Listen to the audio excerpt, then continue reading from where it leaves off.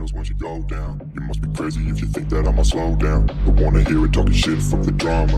Keep it coming, I'ma send you to your mama. Mr. Whip, whip, whip, never done down. Dropping bodies in the place till the sun's out. Can't stop the place, so you try. Wah, ya, I'm the last one to ke die. kiri, ya salah, ya.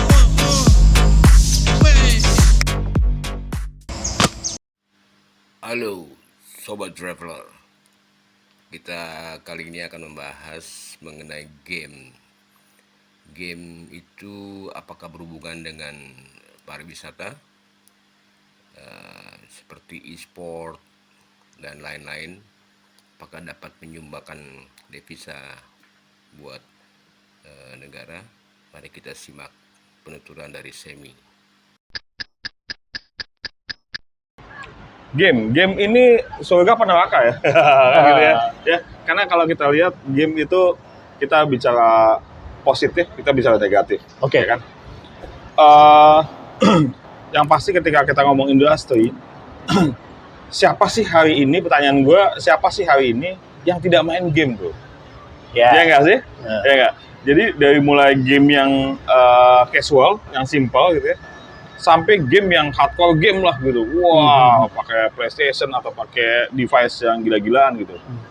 Nah, ini sebuah industri yang kita nggak bisa nutup mata. Oke. Ya, nggak bisa nutup mata. Bahwa dia tumbuh sangat pesat di dunia. Ya. Dan Indonesia dengan jumlah penduduk yang nomor berapa sekarang Indonesia tuh? Nomor 2 atau nomor 10 besar lah katakanlah ya, banyak lah ya. Ini dipenuhi oleh anak muda yang main game. Ya. Artinya, nanti kita lihat dari sebelah sisi ya. Gue coba ngeliat posisi positifnya dulu. Artinya, ini ada value capital yang sangat besar. Ya. Oke. Kalau kita merefans pada Korea atau China, itu mereka memulai dari industri game. Ya. Kita udah lihat tuh game-game Korea tuh zaman dulu. Gokil, udah banyak. Itu menguasai dunia. Di mana dunia masih belum aware banget sama game, Korea sudah memulai. Oke. Ya. Sehingga game di Korea itu mendapatkan income yang luar biasa untuk berkontribusi pada devisanya mereka gitu. Awal nih ya. Awal. Nah, dari game kemudian muncul lagu. Ya, musik. Oke. Kemudian ada story, Oke. ya. Sehingga masyarakat terbiasa dengan itu. Maka muncullah gelombang K-pop. Oke. Gitu. Artinya, game bisa menjadi sebuah lokomotif dari ekonomi kreatif. Ya, ada fashionnya, ada apanya, segala macam ya, apparelnya dan sebagainya. Itulah Korea memulai. Nah, Indonesia saat itu, bahkan saat ini, masih menjadi pasar yang luar biasa bagi banyak industri game di dunia. Indonesia game lovers pokoknya. Game lovers, ya. Sama lah ya, kayak mobil semuanya Jepang gitu. Iya. Nah, kemudian bagaimana industri game ini bisa di Indonesia? Sudah banyak. Industri game itu udah mulai banyak banget ya. Problemnya adalah game ini belum bisa menjadi tuan rumah lah. Katakanlah tuan rumah di negerinya sendiri. Oke. Kita masih kenalnya PUBG, Oke. Mobile Legend, kemudian Free Fire gitu kan. Nah, ini konsumsi kita. It's okay, nggak ada masalah gitu kan. Tapi kapan industri game itu bisa tumbuh di Indonesia? Oke. Ya nggak? Kalau kita cuma jadi customer doang, ya udah. Akhirnya kita melihat sisi negatif. Sisi negatif. Ya, kita cuma jadi konsumen, nggak ada apapun yang bisa kita nikmati. Selain prestasi para player e-sportnya sendiri. Ya nggak? Player e-sport bisa punya prestasi, bisa punya uang? Yes. Tapi itu bagian kecil dari banyak industri yang lain. Oke. Ya kan? Nah, jadi saatnya kita memang harus menumbuhkan industri games di Indonesia. Yang pastinya ketika menumbuhkan industri games, yang kita bangun adalah ekosistemnya. Bagaimana game developernya, bagaimana publishernya, bagaimana jaringan internetnya, bagaimana kebijakannya, regulasi, pendidikan, dan sebagainya. Gitu loh. Itu makanya gue sangat tertarik banget tuh ketika ngomong game. Just info bahwa pendapatan dari industri games di Indonesia tuh dari semua perusahaan game yang ada di Indonesia, omsetnya selama 1 tahun itu masih kalah sama omsetnya Free Fire 1 kali di Indonesia. Gila. Ya. Kalau gue bilang industri games ini kalau di industri itu kan ada istilah sunset, sunrise gitu ya. Industri game ini before sunrise. Artinya ini saatnya kita memulai. Jadi ketika dia ada di tengah, kita udah mulai, kita udah ada di situ. At least Indonesia belum ketinggalan amat, gitu ya. Apalagi kita yang punya penduduk yang paling banyak lah katakanlah ya, karena paling banyak yang mengkonsumsi itu, gitu. Itu sih bro. Nah, regulasi itu udah dibikin belum? Konon katanya sedang dibuat mengenai regulasi dari game. Ya. Industrinya ya? Industrinya. Sekarang ini kan pemerintah sangat mensupport ya.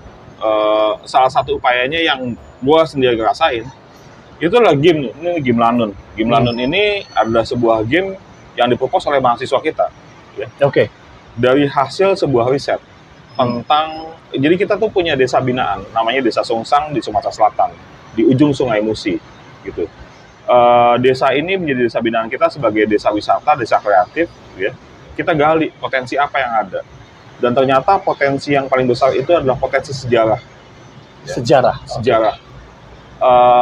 Mereka adalah cikal bakal dari berdirinya suku Wong Laut. Ya. Wong Laut itu adalah sekelompok masyarakat yang menguasai Selat Malaka. Selat Malaka. Dan kemudian ada Lanun gitu ya. Ini nama gamenya namanya Lanun. Lanun itu bahasa Melayu, artinya bajak laut. Nah, sebagian ada jadi bajak laut gitu kan, sehingga mereka menguasai selat itu, dan selat itu kan jalur sutra gitu kan. Terus berkembang yang ujung akhirnya menjadi kerajaan Sriwijaya. Nah, ini nggak ada yang tahu nih. Nggak ada yang tahu. Nah, jadi kalau kita ngomong Sriwijaya ya udah that's it. Jarang banget anak muda yang mau tahu. Nah, sehingga kita mencoba untuk mengedukasi tentang sejarah panjang di awal muasal dari kejayaan maritim Indonesia wilayah barat.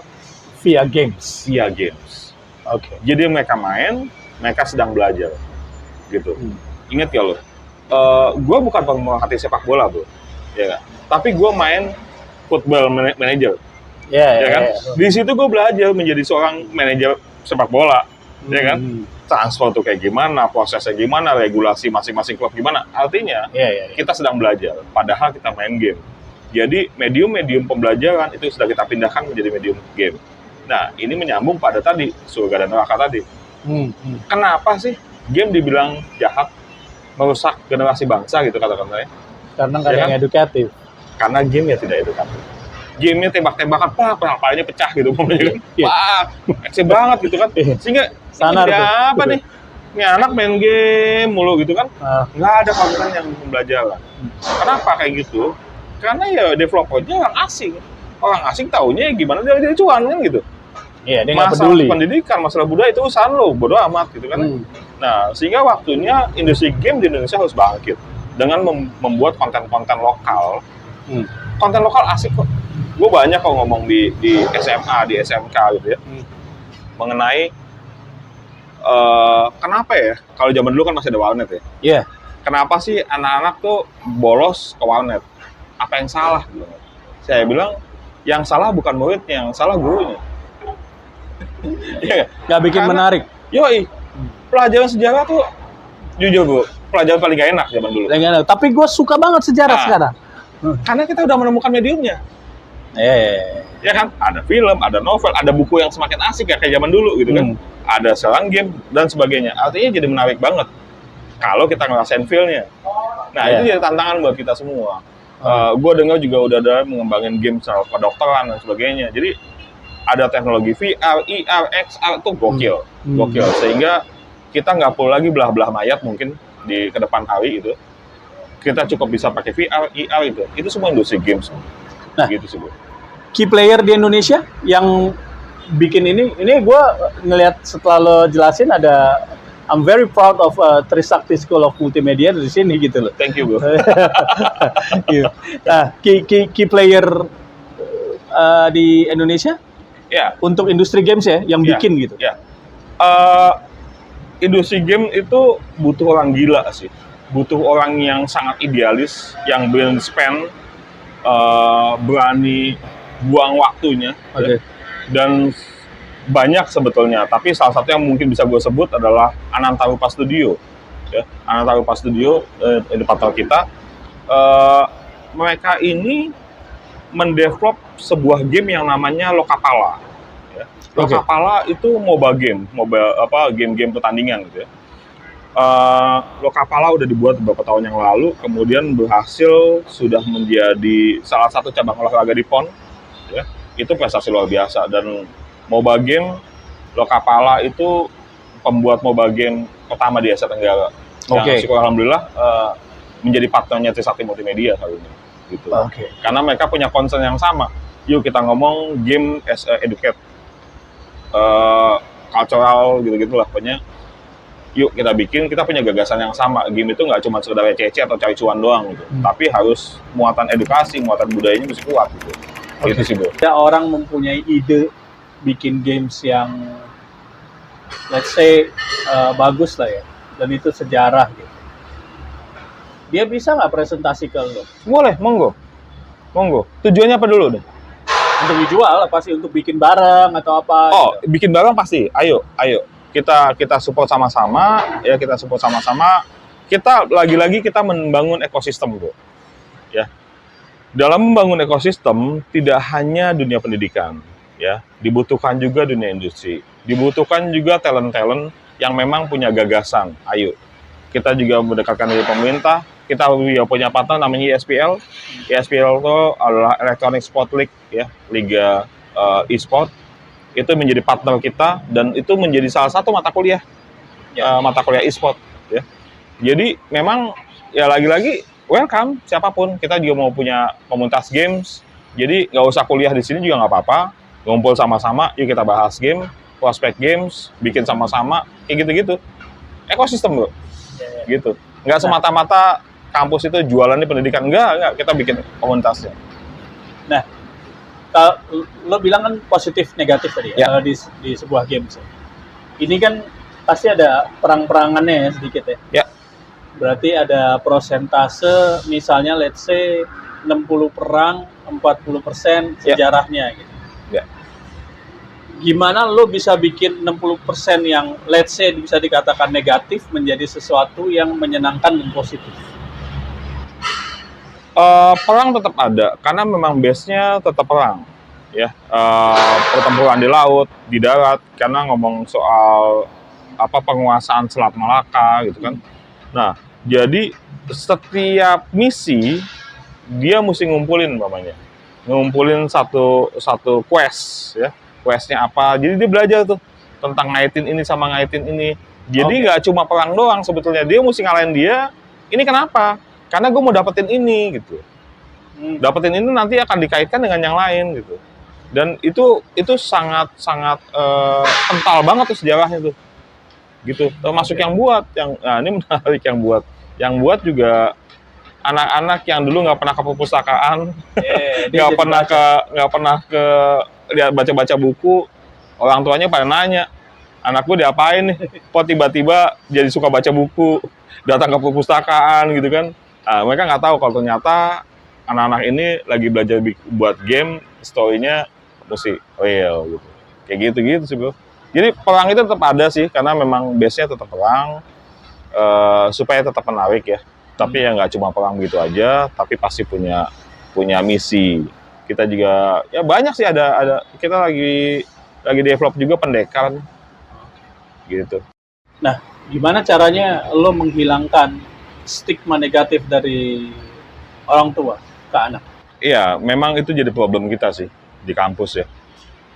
Ketika kita melakukan kegiatan-kegiatan seminar, workshop gitu kayak SMA, itu banyak sih yang antusias pengen masuk kuliah. Siapa sih nggak pengen kuliah tapi kuliahnya main game gitu kan.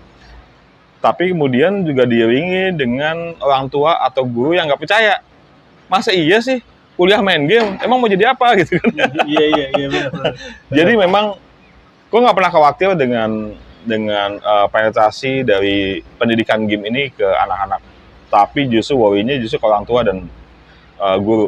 Makanya gue sekarang banyak sih melakukan seminar-seminar buat orang tua dan guru.